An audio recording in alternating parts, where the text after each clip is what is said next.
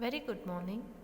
Today we'll start up with a new topic called Law of Diminishing Marginal Utility. In the second chapter, Consumer Behavior, there are two approaches which explains the consumer behavior.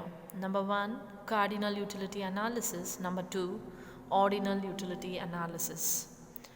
So under the cardinal utility analysis, we will study one law. It is called as the law of diminishing marginal utility. Today let us discuss about the law of diminishing marginal utility. Before going to the topic, what does the cardinal utility analysis says? So cardinal and ordinal are the two words which we have borrowed from the mathematics. And here the cardinal utility which tells the satisfaction is measured in terms of numbers. That is what the cardinal utility analysis explains. And this law, for the first time, it was introduced by the German economist Gaussen. And he is the one who explained this law, and therefore it is called as Gaussen's first law. And here you can see the law of diminishing marginal utility was given by Gaussen. This law states that as a consumer consumes more and more units of a specific commodity, for example, we'll take an apple. Suppose when we consume more and more number of apples, what will happen to the satisfaction means here the satisfaction will goes on decreasing. Whenever we consume any commodity more and more, suppose I told you apple is one commodity, when the apple consumed more and more, that is successive unit, here the satisfaction goes on decreases.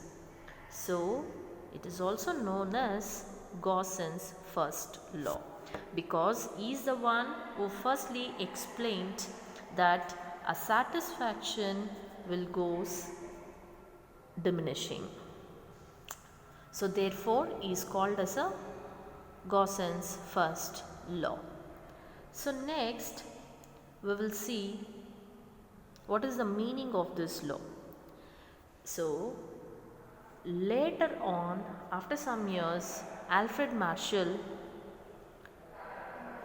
who is a founder of neoclassical group of economists, who has popularized this law, the law of diminishing marginal utility.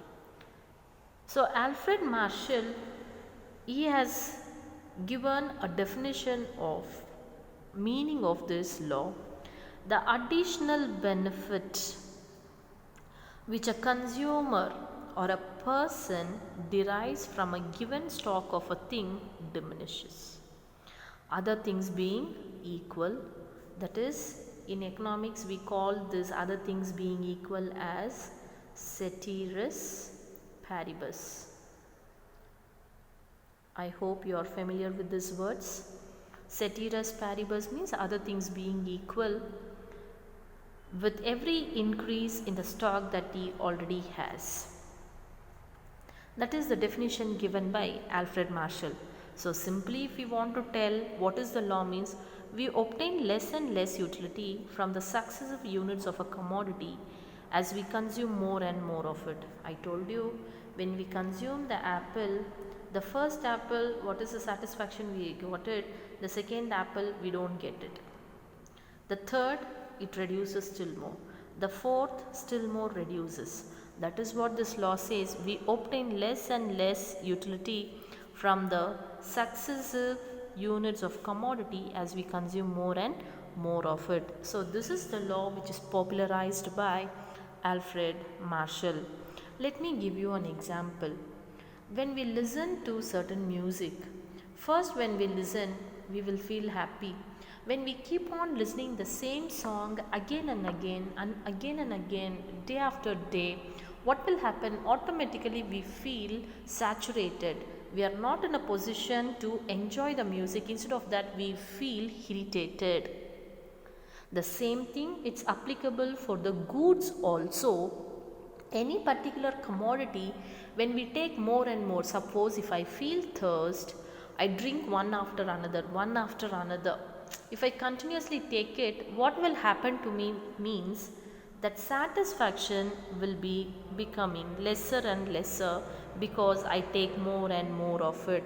So by analyzing, by experimenting from the consumer on the basis of scientific analysis, this law was formulated by a great economist called Alfred Marshall. So now let us see what are the assumptions of this law of diminishing marginal utility. So number one, the assumptions of the law says the uniform quality and size of the commodity. So uniform means all the commodity must be similar. All the commodity must look same. The quality, the shape, the size, the color, everything should look same. So such thing we call it as a uniform quality and size. Let me give you an example. Here we can find burger.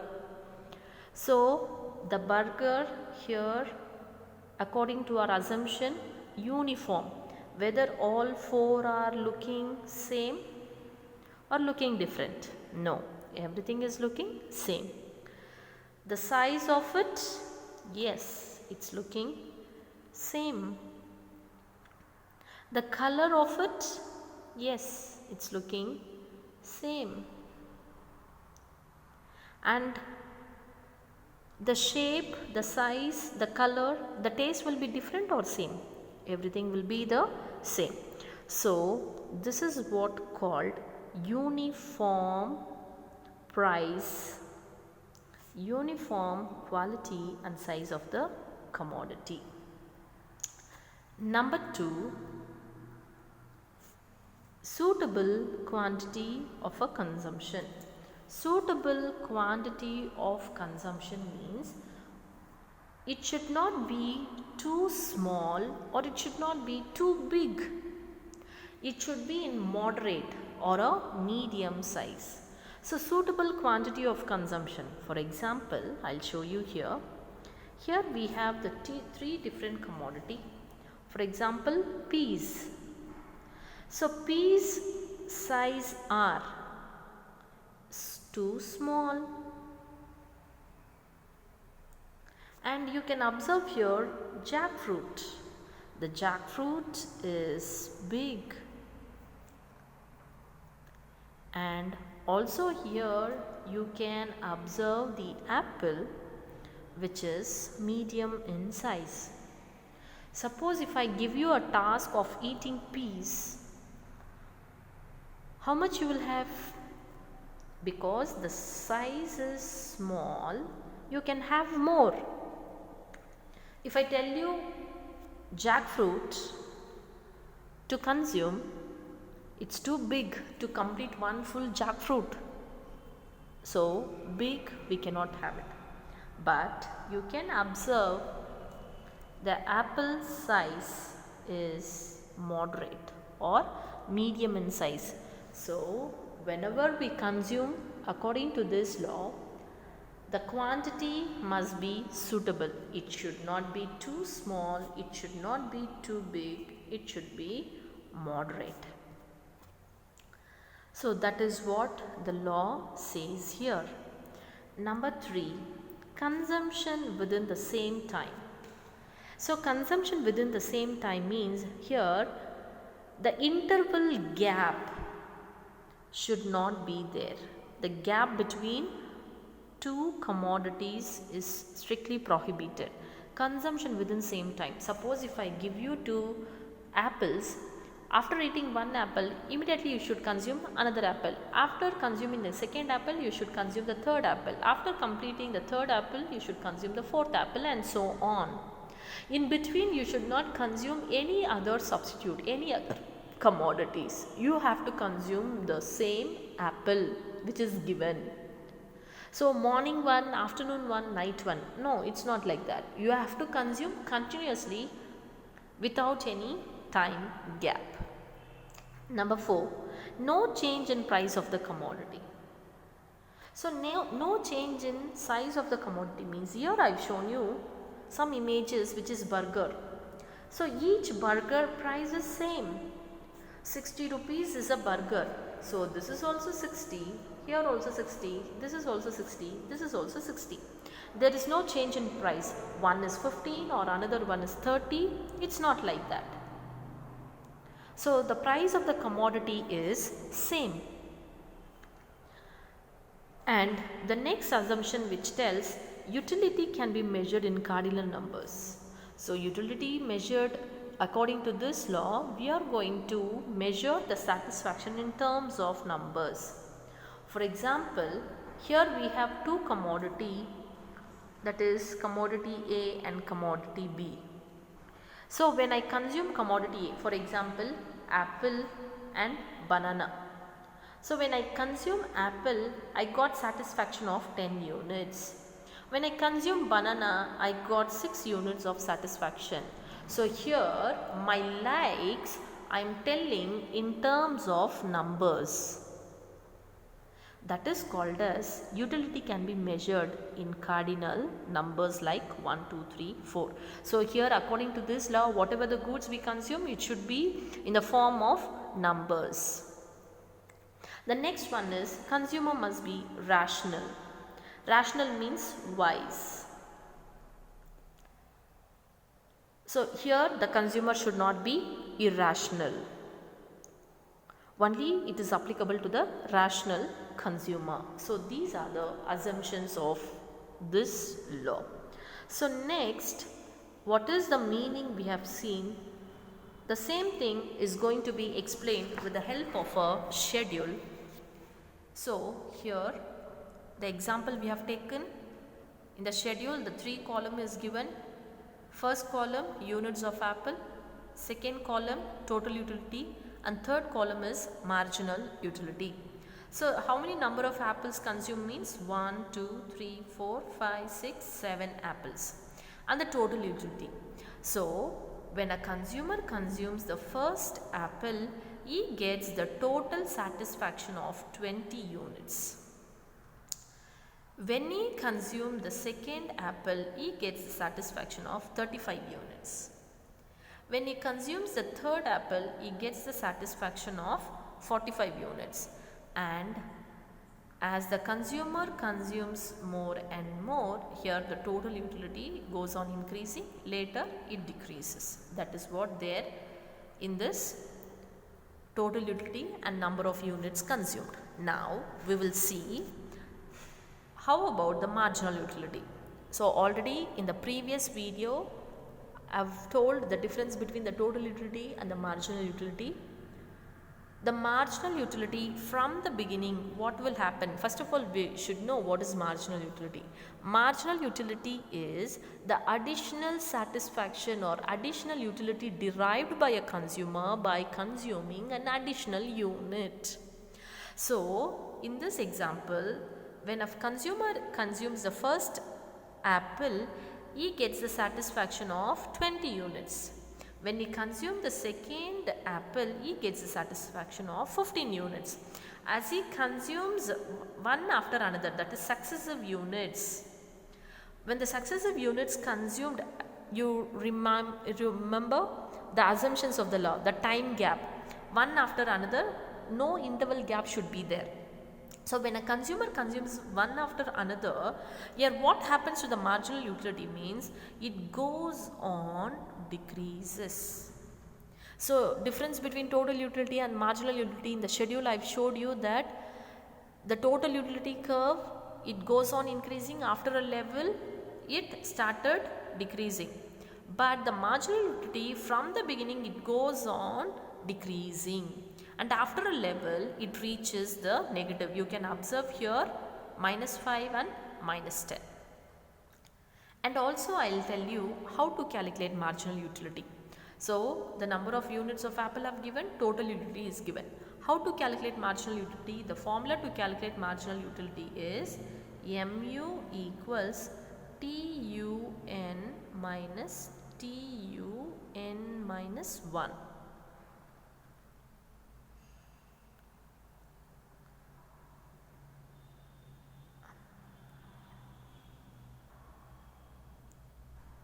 So according to that, the preceding value of TU must be minused here. So 20 first value, the same 20 values will be there.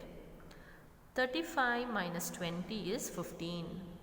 45 minus 35 is 10. 50 minus 45 is 5. 50 minus 50 is 0. 45 minus 50 is minus 5. 35 minus 45 is minus 10. This is how to calculate the marginal utility. So in this schedule, what we can observe is the total utility increases and later started decreasing. In the marginal utility, you can find from the beginning it is decreasing, reaches negative finally. This is what the law of diminishing marginal utility. The same thing we will study with the help of the diagram. So here the diagram which tells that on the OY axis total utility and marginal utility is measured. On the OX axis number of apples consumed is measured. So according to the table which is given, first apple gives 20 units of satisfaction, second apple gives satisfaction, third, like that, fourth apple. The total utility curve goes on increasing. After reaching a saturation point, the total utility curve started decreasing. This is the total utility curve. And the marginal utility curve, from the beginning it goes downwards from left to right. After reaching a point of saturation where when a consumer consumes the first unit, the satisfaction will be 20. Then it reduces, then again reduces. Then when he reaches a point of saturation, the consumer will be in the point of 0. Again when he consumes the successive units, his satisfaction will becomes negative. This is the marginal utility curve. So according to the law of diminishing marginal utility, when a successive units of a commodity increases, the satisfaction obtained by consumer decreases. This is what the law of diminishing marginal utility explains. Now at the last of it, we will discuss about the exceptions of the law of diminishing marginal utility. Exception is nothing but limitations, criticism. Okay, we'll see what is the limitations of this law. Number one, the law is not applicable for rare collections. Rare collections means some people will have a habit of stamp collecting, feathers, coins, heads, like that. Many people have different habits of collecting certain paper covers or chocolate covers, like that they have a habit. So when they collect more and more of that, they are interested still more. They are not disappointed when they collect more of it. They'll get more satisfaction, but the satisfaction never reduces. At that point, this law is not correct. So these are some of the exceptions. And number two, the law is not fully applicable to money. So why this law is not applicable to the money means, for example, money lender. Money lender, the main work is, what is his motive is to lend the loan, to give the money to the needy people and collect the interest. So as he get more interest, more money, his satisfaction will be go on increasing, but it never reduces.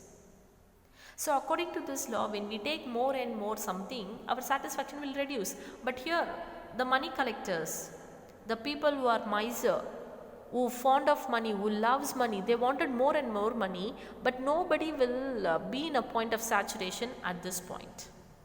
So at that point, this law fails. The third assumption is it's not applicable to knowledge.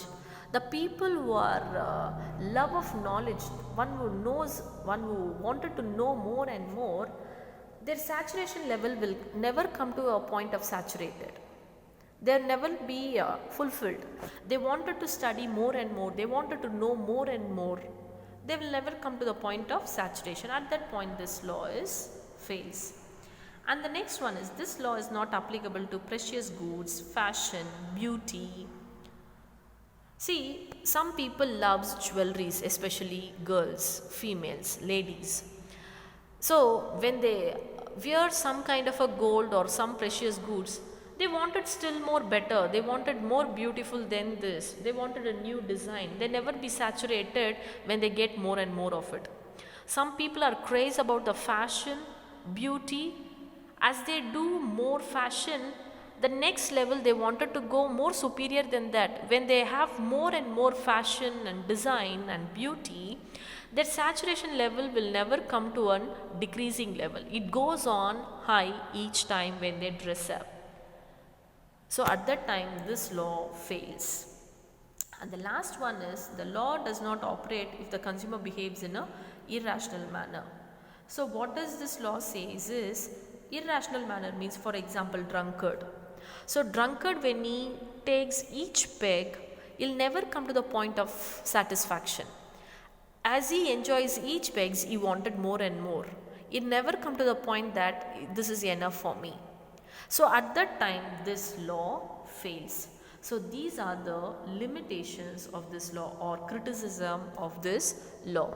It is not applicable for all the commodities, only for few commodities. So what we can learn here is, instead of wasting our time on one particular commodity or spending our entire resources on any one particular commodity, we have to concentrate on other commodity which is most essential. This is what all about the law of diminishing marginal utility. Thank you.